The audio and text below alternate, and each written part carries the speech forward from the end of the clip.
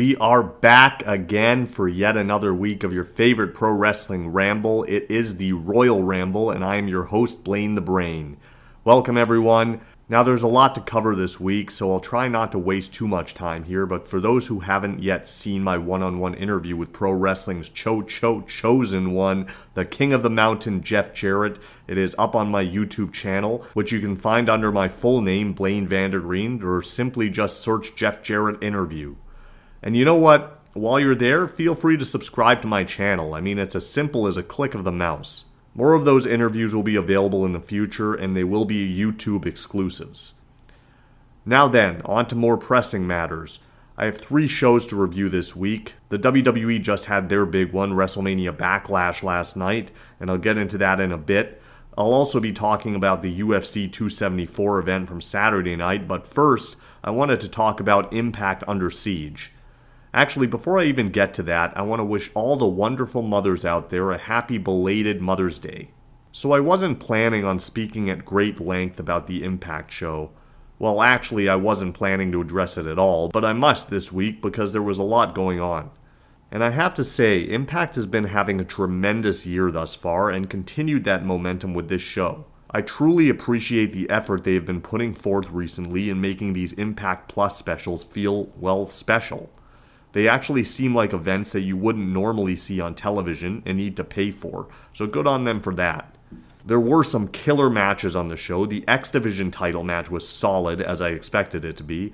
They seem to be going back to the roots of the X Division and making it stand out again. I loved the promo from Trey before the match, stating that he has never defeated Ace Austin one-on-one, which added to the story and drama of the match. It was a great outing for both guys. I was kind of disappointed that we didn't get to see the advertised match between Alex Shelley and Speedball Bailey on the main card. Perhaps that might have been bumped to the pre-show, which I did not watch, but I would have liked to see that on the main card as well. The Reina de Reinas title rematch between Taya Valkyrie and Deonna Perazzo was another explosive one. In fact, I thought it was better than their match at Rebellion, although Deonna really has to stop losing. I feel like she's lost just about every big match she's had this year, and that needs to change. Even in defeat, she remains the most popular knockout in Impact and one of the top female wrestlers in the world, but every time she loses just makes it less and less of an accomplishment for those who beat her. The other match that really impressed me, which may come as a surprise to many of you, was the opener between Giselle Shaw and Madison Rayne. I haven't seen much of Shaw other than her one match at the Multiverse of Matches show last month, but this may have been Madison's best match to date, and for someone who's been wrestling for over 10 years, that speaks volumes. The main event was really good as well, but I think both guys have had better matches against other people, and it wasn't at their highest level, but still pretty good. But aside from the in-ring quality, the show was also very newsworthy based on some other major happenings, including former ROH Tag Team Champions the Briscoes claiming more gold by winning the Impact Tag Team titles from Violent by Design. And following the Perazzo-Valkyrie match, we also saw the Impact return of Mia Yim. I thought that was handled well, and it looks like that may be Deonna's next program, so at least they're doing their best to keep Deonna relevant. The downside is that facing a returning talent might mean another loss for Deonna, potentially at Slammiversary. Unless they do a triple threat for Taya's title and Deonna wins it back, and then branches off into a singles feud with Mia. Another big return happened later in the show. There was an angle with Moose who said he was going to hijack the show until Scott D'Amore gave him a rematch for the Impact World title, but that protest was short-lived as Sami Callihan made his return to the company from his injury, and it appears that Sami was also the man behind those cryptic coming soon videos, but he got his revenge on Moose for putting him on the shelf a number of months ago. I thought this was well done, but I had higher hopes for this reveal. I feel like people knew Sami would be coming back, and to advertise his return in such a way was kind of a waste, as they could have used something like that for someone else. So moving along, Saturday was also a big UFC pay-per-view. It was UFC 274 at the Footprint Center in Phoenix, Arizona. It was a really stacked card, but the unfortunate news broke last Friday that lightweight champ Charles Oliveira was unable to make weight in time for his title defense and was therefore stripped of the title. The good news is that the fight was still able to proceed, but only Justin Gaethje could win the title while it was just a regular fight for Oliveira. Ultimately, I think this was the right call. The only other option was to postpone the fight, which I don't think would have been best for business, but it still was an unfortunate set of circumstances. So right now I want to run through my thoughts on the card. The welterweights took center stage in the opening bout with Randy Brown taking on Chaos Williams. It was a much more strategic fight than an explosive one, not very exciting but more of a chess match. Chaos scored a big knockdown in the middle of the third round but was ultimately unable to capitalize, and when they made it back to their feet, it was Brown who started rocking Chaos with some big shots. The action picked up a bit in the latter stages of the fight, but neither guy did enough damage to put the other away, and it was Brown who ended up picking up the split decision, which was met with a chorus of boos from the audience. And I don't know if it was because they didn't agree with the decision or simply just didn't like the fight. The legend returned to the octagon up next as Shogun Hua took on Ovince St. Preux. Again, it wasn't a very exciting fight.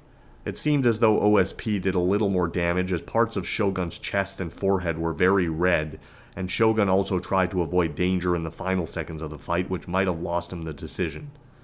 OSP did claim the split decision victory, but as DC pointed out, it could have gone either way. The action certainly picked up in the next fight between two former lightweight contenders, or maybe still lightweight contenders, Tony Ferguson and Michael Chandler. Ferguson dominated the opening round and really started lighting up Chandler with some stiff shots, followed by a takedown, and seemed to have busted him up pretty bad. But the breather between rounds may have been what Chandler needed, as he bounced right back in the first minute of round 2 with a front kick right up the middle that dropped Ferguson like a ton of bricks, and Chandler earned the decisive KO victory, probably once again cementing himself as the next challenger to the lightweight throne. But believe it or not, that knockout wasn't the biggest news coming out of that fight. In his post-fight interview, Michael Chandler took it a step further and issued the challenge to Conor McGregor to face him at 170. Now that is a money fight. Even though Conor has not won a fight in over 2 years, he is still a huge name, and I would love to see that. And the news just kept getting bigger from there as Daniel Cormier was then announced as the latest addition to the UFC Hall of Fame class of 2022. A big congratulations to DC. Well deserved. So that led into the championship fights of the evening. The first one was for the strawweight title, which was actually a rematch from the first ever strawweight title fight between Carla Esparza and defending champion Rose Namajunas. This was an extremely disappointing and highly uneventful fight, as the announcers pointed out several times throughout. No one did anything for the first 2 rounds. Carla finally got a takedown in round 3, which may have won her the fight. Rose got a takedown of her own in the final round, but it clearly wasn't enough, as we have a brand new strawweight champion and the title went right back to where it started. This was such a massive letdown. But on a more positive note, the main event more than made up for the last fight.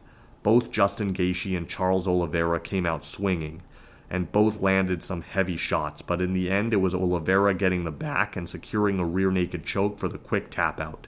It's just really unfortunate that he couldn't make weight and therefore could not win the title, but he remains the uncrowned champion in spite of that. And then, just as Michael Chandler did earlier, Oliveira also called out Conor McGregor in his post-fight interview. It's too bad that they don't do triple threat matches in the UFC.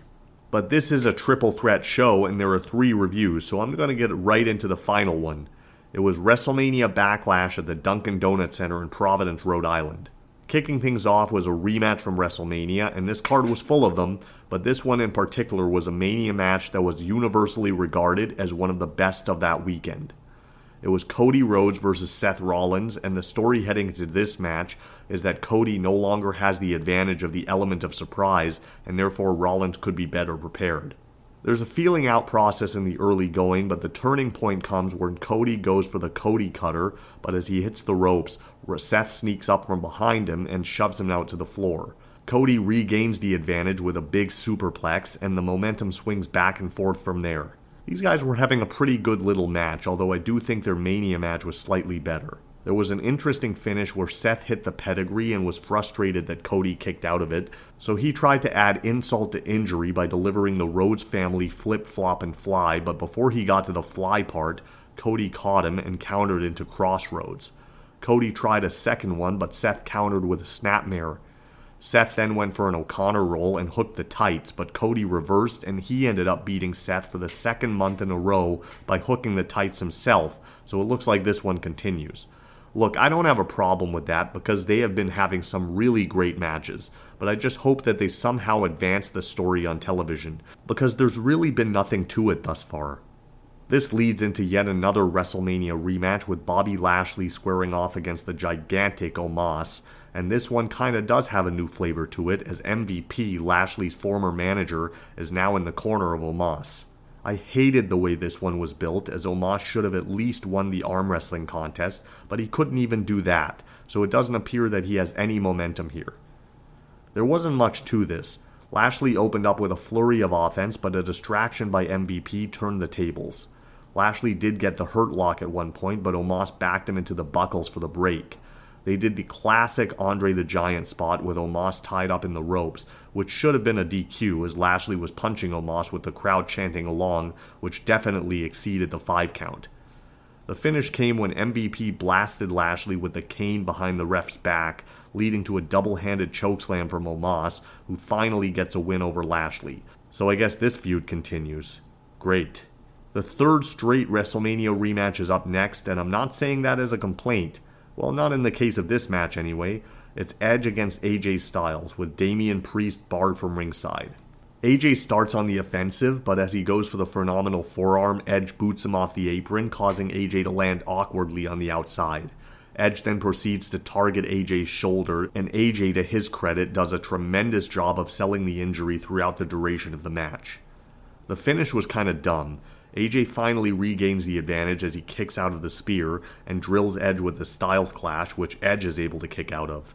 AJ then ascends to the top turnbuckle, but notices Damian Priest on his way to the ring. But Priest signals that he has not reached ringside yet, so technically he's not breaking any rules. Finn Balor then comes running out, and he and Priest fight all the way into the ring and then roll out to the floor. As the ref is distracted, a masked figure emerges from out of nowhere, grabs AJ by the hand, and then drops his arm across the top rope, allowing Edge to lock in the crossface, and AJ passes out, giving Edge the technical submission. The masked person then climbs into the ring and kneels before Edge. They then rise up and remove the mask to reveal Rhea Ripley with a new look. She's dyed her previously blonde hair black, which totally works for her. I just wonder where this is now headed. Match number 4 was also WrestleMania Rematch number 4, featuring Charlotte Flair defending the SmackDown Women's title against Rowdy Ronda Rousey, and this time under I Quit rules. I was begging and I was praying that this match would be much better than their WrestleMania botch fest, and I have to say that it didn't disappoint in that regard. I was kinda surprised that it didn't main event the show, especially on Mother's Day as Ronda is a new mother, but they did kinda make up for the terrible Mania performance, so it was a pleasant surprise. They pulled out all stops in this one, except for the tables that fans demanded throughout the match but were never used. There was a spot where Ronda chased Charlotte up the ramp with a kendo stick, but Charlotte came back out through Gorilla carrying 2 kendo sticks and ended up destroying Ronda's back with her 2 sticks. They fought into the crowd and Charlotte positioned Ronda between a railing and applied a chin lock, but Ronda was able to fight free. Back at ringside, Charlotte executed a nasty-looking powerbomb into the security wall. Ronda fought back by hanging Charlotte upside down in the corner on the outside and then applied the armbar, but Charlotte ended up falling from her position and both women just kinda tumbled out to the floor to break the hold. The finish came where Charlotte locked on the figure 8, which Ronda was able to use a chair to fight her way out of. Charlotte quickly regained the advantage and sarcastically wished Ronda a happy Mother's Day, only for Ronda to pull Charlotte's arm through the hole of the chair and use the chair to apply yet another armbar, which finally forced Charlotte to utter the words "I quit," and we have a new SmackDown Women's Champion. It'll be interesting to see where they go from here because there aren't a lot of heels over on SmackDown for Ronda to face, so I can totally picture a rematch between these two inside Hell in a Cell next month. The first non-WrestleMania rematch was up next, but you know what? If they skipped it, they'd get no complaints out of me. Happy Corbin took on his former protege, Madcap Moss. I absolutely despise everything about this match, this feud, and these characters. It went way longer than it should have, and Moss won out of nowhere with a sunset flip, which hasn't been used to win a match since the 90s. What sucks the most is that this program will likely continue. Total go-away heat for both of these guys. Closing out the show was the big 6-man tag featuring the Bloodline team of Roman Reigns and the Usos taking on Drew McIntyre and RK Bro. It was originally set to be a title unification bout for the tag belts. I have no idea why it was changed, but regardless, this is what we're left with. Before the match, though, we got a backstage update on Charlotte Flair from Kayla Braxton, who was standing outside the trainer's room and said that Charlotte had torn the radius in her arm. So from there, we finally get into the main event. The basic story here was building to the huge showdown between Reigns and McIntyre, or at least it was in the early going, but there were about 3 or 4 other stories happening at the same time. They eventually did get to Drew and Roman, and Drew tossed him around a bit, and then got the hot tag to Orton, who the crowd seemed to be more into than McIntyre. The place nearly came unglued for Randy, which led to an RKO party all around. Later in the match, Roman took Drew out with a Uranagi through the announce table, and then there was a nice sequence between Jey Uso and Riddle in the ring, but as Riddle finally got the advantage, Reigns attacked from out of nowhere with a spear for the win. Not what I expected, but I guess this continues the pattern of Roman Reigns being basically untouchable, and at least he pinned the weakest link on the team, while the other 2 guys remain possible contenders. They really couldn't just give Drew a win here, could they? I mean, it was non-title after all. I guess we'll see how it plays out on TV. But as for now, that's a wrap. I will be back in my regular Sunday afternoon time slot next week, chatting all about the upcoming shows and any other major breaking news. In the meantime, I'll leave you with an ABC.